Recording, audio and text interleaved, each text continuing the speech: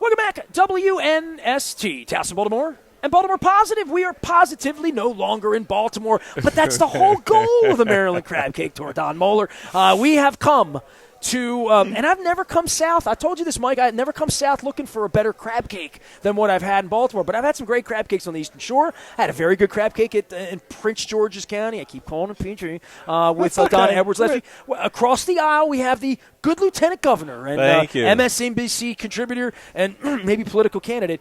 Don, this is where we haven't given him the crab cake. It's time to break some news. We've got him all hangry right now, right? We haven't fed him. We told him we're not feeding him until we Well, we had the Lieutenant Governor on not long ago, and you were in that deliberative stage. Yeah. You were very honest. I appreciated, actually, how forthright you were that day, because you didn't give us the, I'm just happy sitting in my basement being on MSNBC. You said, hey, I'm taking a look at this thing. I love Maryland. I love the state, and I'm taking a look at it, and it's now a few months later. Tick-tock, tick-tock. Where are we in the process? So we've gone from deliberative to exploratory. Let's do that. I saw that term the other day. I formed an exploratory committee. Well, what? Come on now. No, actually, what that does it's getting late early. Right.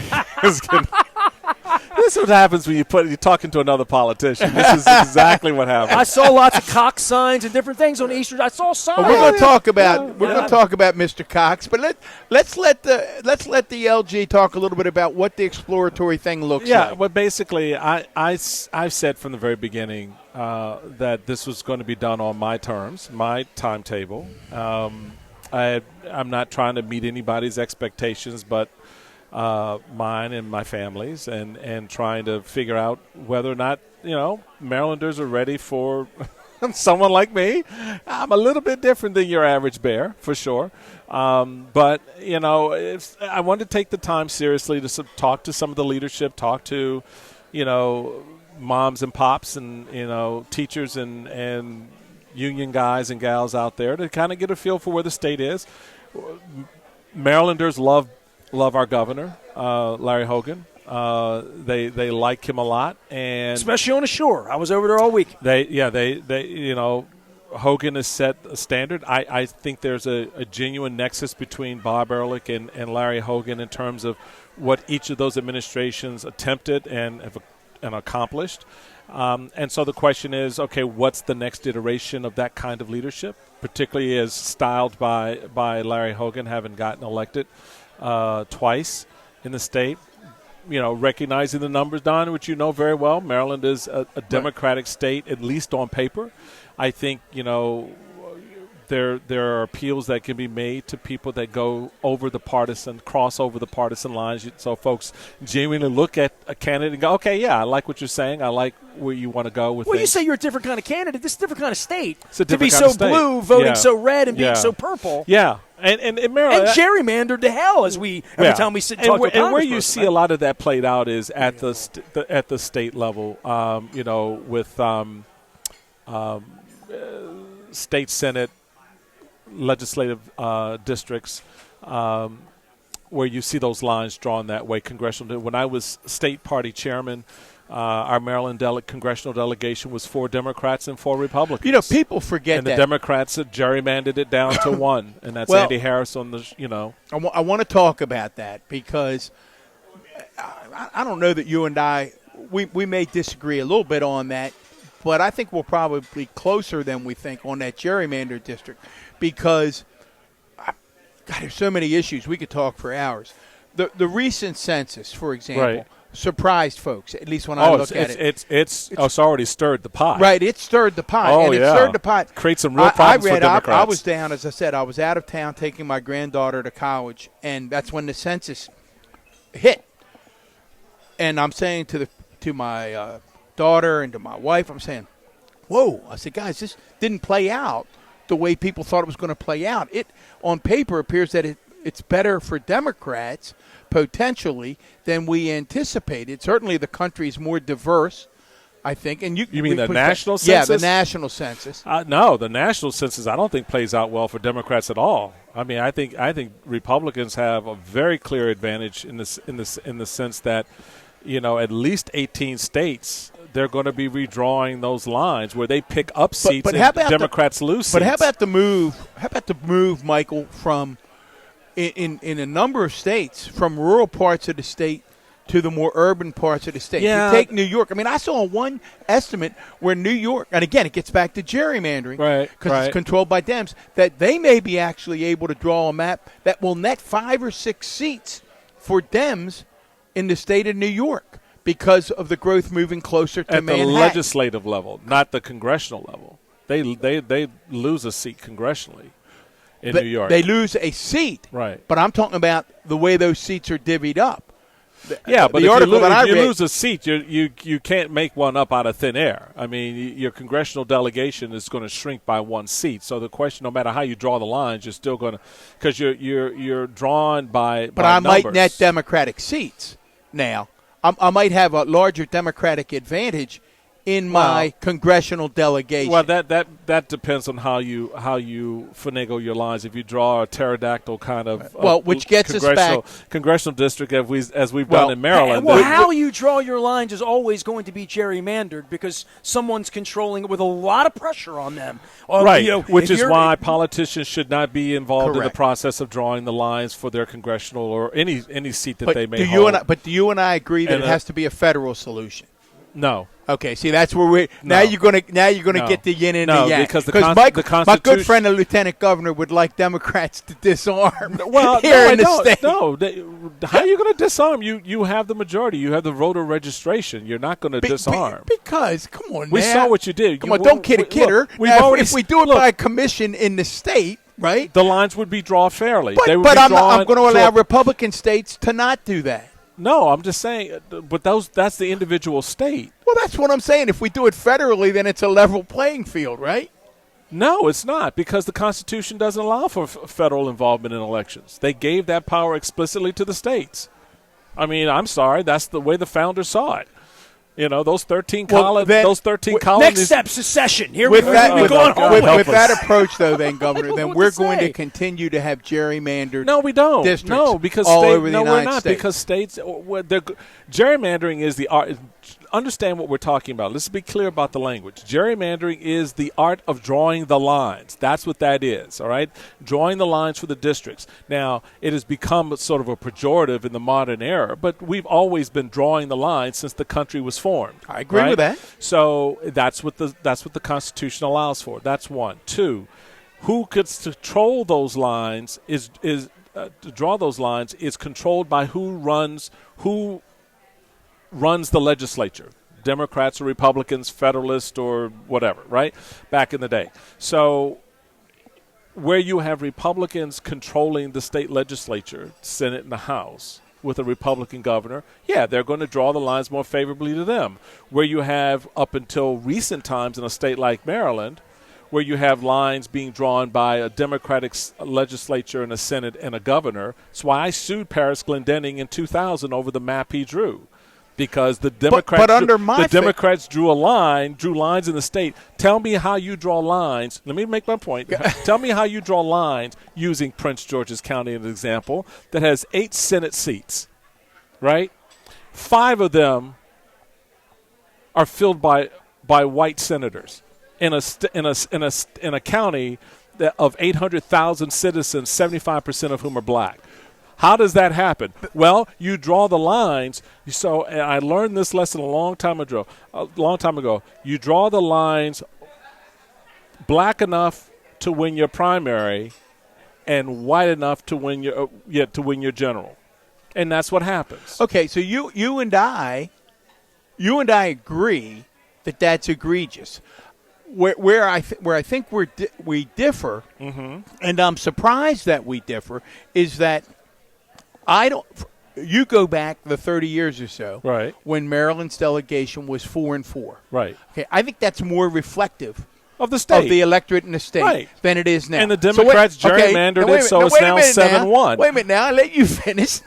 So I agree that 4-4 was more representative of the politics of the state.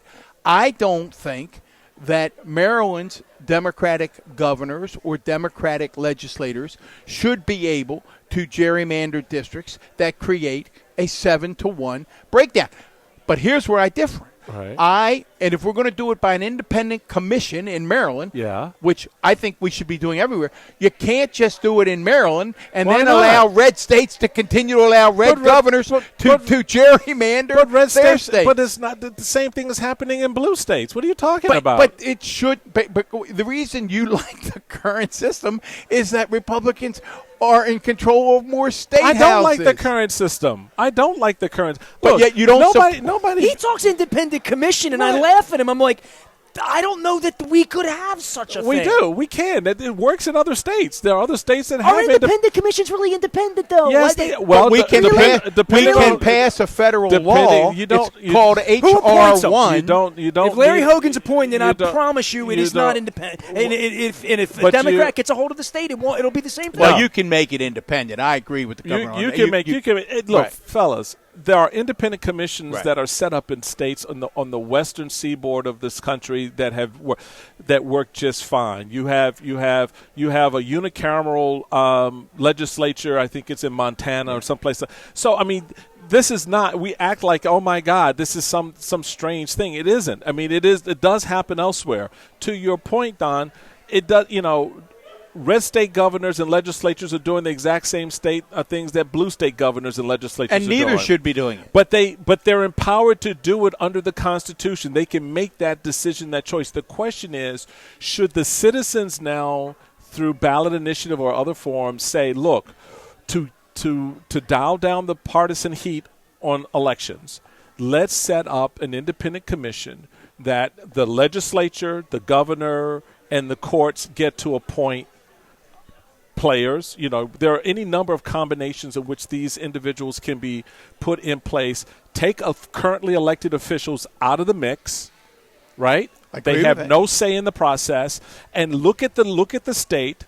You know what the constitutional mandate is based on the census. Right now, it's 750,000 people comprising a district. Right? Giving us 435 members. And you draw the lines accordingly. What's going to happen here in Maryland? Guess what's going to happen under the new maps? You're now going to see you're going to see a shift around the Beltway, where some of Montgomery County, because Montgomery County has grown as much as it has, is going to now, that district is going to, part of that is going to make up part of Prince George's County Congressional District. And that shift is going to continue on around. Well, you're going to see a couple of things, right, Governor? You're going to see what happens in the first congressional district. I was going to say, what do you think that first congressional district's likely to look like? I chatted with Heather Mazier about that last week over in Chestertown. Exactly. It ain't going to be first district. It's not going to be, and that's because of how the populations have shifted. So what you need is people who will draw the maps based on how the populations have moved. I've always argued for, and I sued Governor Glendening on this point in 2001, that single-member districts, legislative districts, are the best representation. One person, one vote, right? This crazy nonsense we have in the state where you have 3 delegates and a senator, and I get to vote for 3 delegates. No, dude, you get to vote for one. One-on-one. Because what do they do? What have the Democrats done? They've basically, hide behind, the weakest candidate hides behind the other 2. Or the strongest candidate is pulling the other 2. Is that your major? Because I go back. That's an issue that I don't have strong feelings about one way or the other. I'm always intrigued by the single member district discussion. It's how you wind up with 5 white guys representing a majority of black people, because the votes are diluted when you're voting for 3 people in that one district. So now that vote is split up. And so what happens is it takes very few votes. It takes very few folks to get your people through. And given the way our politics works in states like Maryland and elsewhere around the country, I'm going to hold that power closest to the people who can help retain that power. Well, let's build on that and talk about. So my thing on voting, just as a quick bottom line, open up the process. Make it fair, make it transparent, give everyone access to the ballot box, give everybody one vote. So if I'm going to vote for a delegate to represent me, I got one vote to do that, not 3. I'm going to vote for a senator to represent me, I got one vote, just like I do for governor or any other office. And draw the lines fairly that best represent the people. I mean, when you look at a county like Prince George's County, arguably it could be its own congressional district. right? But we know, given where there's excess population to its west, and maybe less population to its south or to its east, you're gonna shift your lines accordingly to accommodate to take off the excess or to build up the smaller number. I got that, but do so in a way that you don't wind up with the 3rd congressional district that looks like someone basically It's one of the worst, crapped out. One of the worst in the nation. Right. It's one of the worst in the nation. Right. There's no doubt. As I said, I don't think. I mean, we don't agree, but we're not.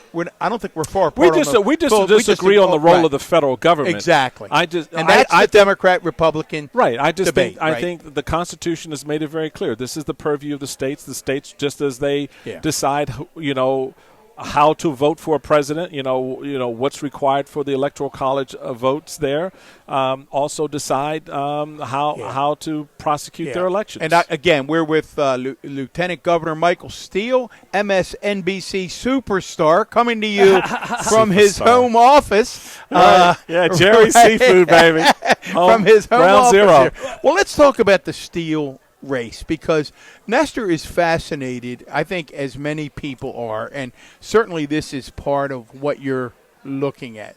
There are a couple of things that I think those of us who love the politics of thing and the game part of it are always fascinating. The purple part of the state in gubernatorial elections versus the reliably blue state in federal elections. It's a pretty darn reliable blue state, presidential and Senate. Yeah. And it is about as purple as you can be gubernatorially. What is that disconnect? It's how people look at federal office versus state office. You have some states that, will send a Republican to Washington, U.S. Senate, for example, but they'll always vote Democrat for the governor. So they want someone to go who can bring the money back home, but then they want someone who can manage the money once it gets there. And that narrative You think they're sophisticated enough to people undersell voters all the time. Trust me, all the years that I've danced with voters. Well, that's an interesting analysis. Very you sophisticated, just made. and the same is true in other. You look at a state like Massachusetts, where they'll elect a Republican governor, but they will give control of the legislature. No, it's very to the similar Democrats. to Maryland in that sense, right? And so I think Maryland may be, potentially, we'll see how the upcoming election tracks out, may be in that space where it gives the Republicans, reasonable, sane Republicans, the powers to manage the state, and they give the legislature, the Democrats, the legislature, the power to check that. Well, let's. But we'll see. I don't know. Well, Mike, you just touched on it, because I love that term he used, Nestor. Reasonable, sane. I both wrote that down. I was going reasonable. Some of my folks are out there on a limb, so I've been calling it out. I want to talk. Well, I've been on boats the last couple of days where F. Biden is prominent. Yeah. Trump's still the president and almost was on August 13th, allegedly. Right. Yeah. Trump is not the president, so okay. So every day you sort of preach your gospel to this MSNBC audience. You talk about purple. You're a guy I would vote for governor if I heard your message. I voted for you once, right? And I've been very vocal about how I feel about Bob. In the aftermath of what he has supported and what other people who I love as Republicans, love as people, love as business owners, that where they could see anything like you and Donald Trump in common, I find that to be, that it says R next to it, but I don't know what that represents anymore. What is R going to bring to me to vote for ever again, having witnessed this the last 5 years for me? That's going to be part of the case that, any Republican nominee in this state is going to have to make one way or the other. And I've always been anchored very squarely in my belief system. I grew up outside the Republican Party. I grew up in Washington, D.C. I'm a native Washingtonian, outnumbered 10-1 growing up. I was going to say, there weren't a whole lot of Republicans in Washington. Grew up in a Democratic household, and yet found my political voice inside the party. There's history for that in terms of the historic relationship between GOP and the black community, which is long since been abandoned by Republicans. Some of us have tried to, in various times, to reinstitutionalize that and to reinvigorate it. But I've always been very clear about where I stand and how I look at public service. I've been a party official, but I've been an elected official too. So governing is a very different style and a very different role than being a candidate or being a party guy. And what's gotten lost is that opportunity to then once you go through the political process of running and engaging and making the case for your ideas, to shut that off and then govern. And I think one of the disappointments that I've seen is, and I try to remind my Democratic friends of this. When you look at someone like a Liz Cheney didn't stop being a Republican. She has not stopped being a conservative. But I think she's going to stop being a congressional representative because of her decision. That may be, but that's a consequence a price she was willing to pay for standing on principle. That the country mattered more than her party, and the country matters more than one individual in the party. And a number of us have taken that position. So I think at this time, one of the leading indicators of leadership has to be, how do you see this model between the country versus the party? It's true for Democrats too. You see it playing out among progressives on the left. What's happening right now that Joe Biden's got to deal with, his progressive wing saying, even though we've got a bipartisan compromise on an infrastructure bill with 19 Republicans voting in the Senate to support Biden's agenda, that love ain't being displayed in the House among progressives. But it will be. But here's where I think there's a difference. You say it will be. Well, you should have a conversation with AOC. It will be. No. See, here's where I know Republicans like to demonize AOC. I'm not demonizing. I'm just taking her at her word. I know, but here's what I'm suggesting. I'm taking Nancy Pelosi at her word. Here's where I'm suggesting that I have no doubt that at that come to Jesus moment, that bill's going to pass. We're at the moment. The bigger, and it's going to pass. Okay. It's going to pass. I believe I'll be glad to eat crow if it doesn't. It's going to pass. I mean, there's no more moderate Democrat than Dutch Ruppersberger, and you don't see Dutch out there. There are more Dutch. Dutch Ruppersberger isn't the problem. I understand, but moderates. What I'm saying is the moderates are going to are going to be able to suck it up on this. AOC. And those progressives are going to say, look, this is better.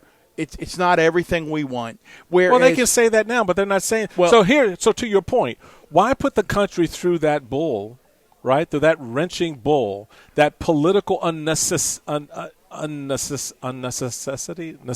this non-necessity, right? I like that because I think that why go through all that? The country right now, what do we want? We're sitting in a restaurant, which I can tell you pre-COVID at this hour would be packed. Right. Okay. Yeah, and we got this. It's a Ravens mask. Right. I like that. Yeah, we masked up when they came in. All right. I appreciate that. Right. And so what do we want? We want to come back. We want to come back, to use the president's term. We want to build back better. Right. We want to be stronger. We want to go back to reinvigorating our economy and our communities, et cetera. Right. And so this jobs bill, this infrastructure bill, is on the road to doing that. So why play games with it? Well, you got the votes because play. Now, if you want to fight on the other stuff, then make that a separate fight. But you can put people back to work now. But here's the difference: the Democratic Party is going to have consensus on that. They're going to whether it means and the reason I mentioned Dutch, there were a group of moderates that spoke out and said, "Hey, don't forget about us." Right. So the Democrats have this. It's that old Will Rogers line, right? I'm not a member of an organized party. I'm a Democrat. Right. I mean, they've got this big tent. The question, it seems to me, that you have to answer, and I guess what I'm asking you to sort of share with us as you go around the state, is you've got, I think, to decide whether the Republican Party is a big enough tent anymore to have a guy like Michael. Well, because am I right, Michael? Can I put it this way? I haven't left. No. I'm still a Republican. I know you haven't. And if I run, I'm going to run as a Republican. Right. All right. So there. But what you're trying to make sense of is whether a guy with your principled set of conservative values that really haven't changed much over the years, you would say, have been consistent, can win.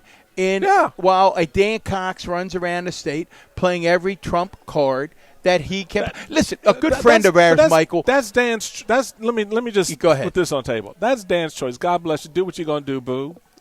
Just do you. All right. I didn't see that many signs, by the way. I saw a few. I'm gonna do me when I do me. Right. And people in this state have known me. They have voted for me as part of a ticket. They, even though I lost, got a nice number of votes for the U.S. Senate in 2006. Right. I've had a conversation not just nationally, but with the people of Maryland over the last 10 years or so since I've been doing podcasts and TV and all of that. So people know me. I have not held back. You can Google Michael Steele. Trust me, you will get a boatload of stuff, right? So if you want to know where I am and what I think, I've never shied away from that. I don't think that's the question, but no, Michael. This is my point. But this is my point. Whenever I do it, voters will then have the opportunity to assess if that's the kind of leader they want. That's what I'm trying to get to, though, right, and I'm trying to dig down. And I'm not. I mean, there's no digging. That's just it. Well, there's digging in this sense. I guess it's the tactician part of me. How does one make the case? No. I know that if you decide to get in, right. What I'm trying to come to grips with is how are you able to analyze whether, other than is it just simple traditional polling to say, or how are you trying to analyze whether there's a lane for Michael Steele? That's what I'm trying to get to. Oh, it's heart, his head, it's practical. I mean, it's a lot of different things. It's what people tell me, it's what leaders tell me, it's what I see, what I hear. It's polling. It's all of these things. Look, everyone thinks that there's some science to deciding to run for office. For some folks it isn't. For some folks it is. For me, having been in this space and been all up and down the quarters in this regard, it's a gut check. It's how you see the future unfolding to the extent that you can sort of look at that and see whether or not there's a path there, whether or not you're willing to make that case day in and day out, engage in certain battles that you'll have to engage in. We'll be ready to win and ready to lose, though, too. That's as a human being. There you go. That's it. He and I engaged about running for mayor last year.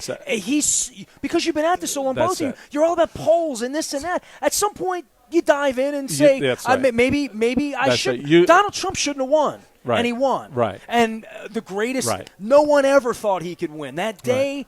He didn't think he could win. Which is why every candidate out there, whether they're in a Democratic primary, the 9 folks who are currently running, there may be more. On the Republican side, the 3 that are currently running, 2 that are running for governor and the 1 for comptroller, there may be more. They all have to make their case. At the end of the day, you make your case.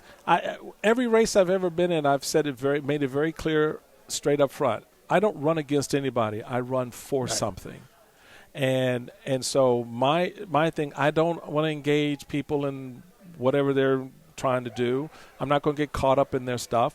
I have to make the case, and the people assess and evaluate whether or not that's the kind of leadership they want. They like the idea on infrastructure for the state, or roads and bridges and schools and all of those. Well, this is where you make your lane. Which is where you thank you. It's where you make your lane, and that's really what it is. Well, it's my internal review of myself, my values, my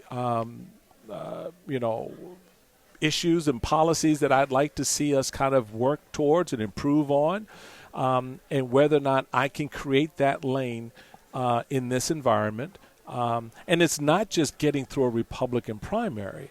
It's also going through a general election in which I've got a Democratic president sitting in the White House. I've got, Democrats outnumbering in terms of just raw numbers, Republicans and independents in the state, although independent voters are a lot closer. to Democrats than Republicans. So there are a lot of to your point, a lot of the metrics in the process that you go through. When do you have to decide? When do you say it's on your timetable? When is the filing deadline? Yeah, end of February. So yeah.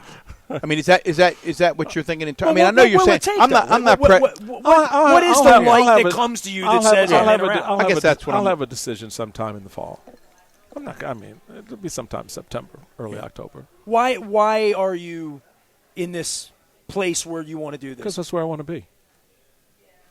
You think you're going to run? You're putting things together. Yeah. You're putting the next year of your life aside to do this. And all that could change. What right this minute makes you think you can win? That you're considering it? What's going to make a Trump voter vote for you in the primary? I don't know if a Trump voter will vote for me in the primary. I got to make the case to a Trump voter. I mean, because if it's just about Trump, I'm very clear about Trump. But if a Trump voter who thinks, "Oh, you're not a conservative," I'm like, "Well, okay. Last time I checked all the right boxes, But we've seen this narrative play out. It's about the cult of personality. I give you Adam Kinzinger of Illinois. I give you Liz Cheney of Wyoming. So what? Those folks have not backed off of their conservative principles and ideas. I'm assuming that Donald would want to play in this race. Should the former lieutenant governor want to be governor? It wouldn't be the wisest thing that he could do, but Wouldn't you anticipate? Wouldn't you anticipate? Want to? I mean, he's a pretty bitter guy, this right? This is why he's amassed all this money, right. Being the lout that he is in the aftermath, is to not only fight guys with D's in front of them, but this feels... No, he's amassed this money to pay for his legal bills. This money, and the reports are already out that none of this money is being spent on candidates around the country. He's not putting money into campaigns. There's that little disclaimer, right, that he can spend it however he wants. He's not spending this money on candidates. He's not backing it. Right. He gives you a verbal support and an endorsement, but he's not putting $100,000, $2 million, $20 million. He's not buying TV ads to beat you in a primary.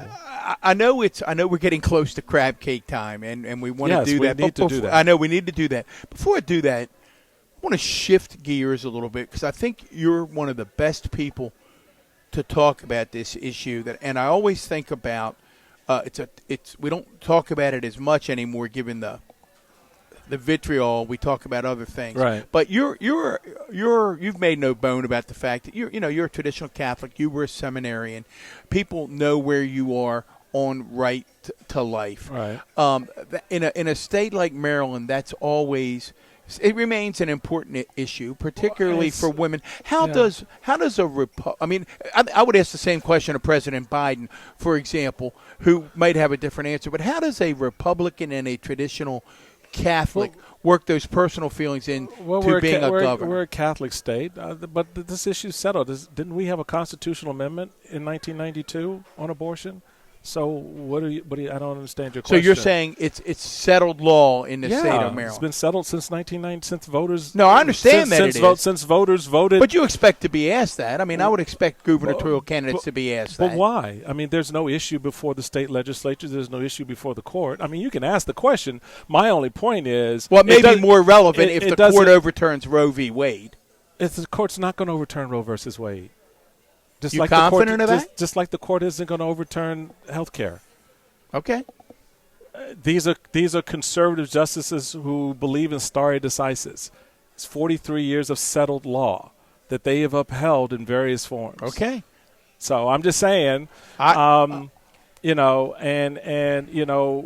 elected official, you have to follow what the law and the Constitution says is the law and the Constitution. And the people of Maryland settled that question for us 30 years ago. It's this fascinating argument we have about these fringy kind of things about I was with someone last week who was talking he was a Republican, not a high information person, but when we got to talking about things, the first thing was important. You're coming to take my guns, and I'm like, man, I hadn't even thought about that. Like, that's not even where my head. I think you said I'm not trying to keep you from shooting ducks. No I'm one. just trying. That's exactly what I said. I think you I said I've been over here watching ducks. I don't think anyone wants to take your duck shooting away. I just don't want you with an AK-47. I think we want to make sure you've been beating your wife and you've got an AK-47 and you've amassed 5,000 rounds of magazines and we've got some of the strongest gun laws in the country in our state, and yet we still see issues that arise from that. So, maybe we need to have a different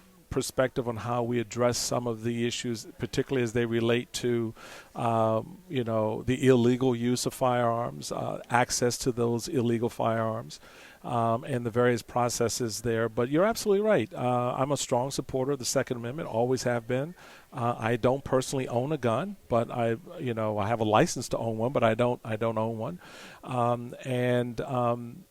It just for me is again.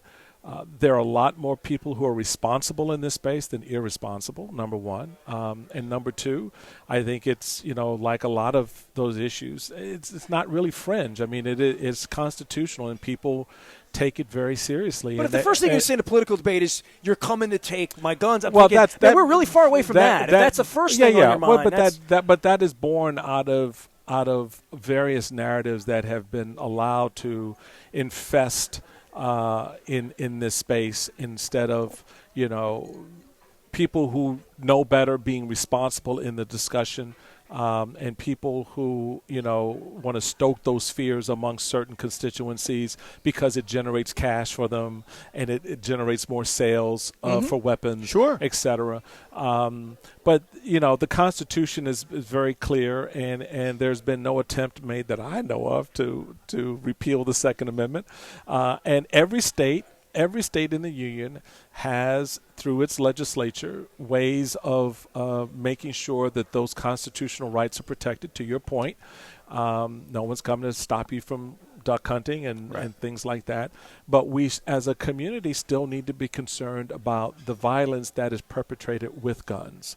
And a lot of those guns, particularly landing in communities of color, landing in poor communities, including poor white communities, that then have access to those weapons illegally.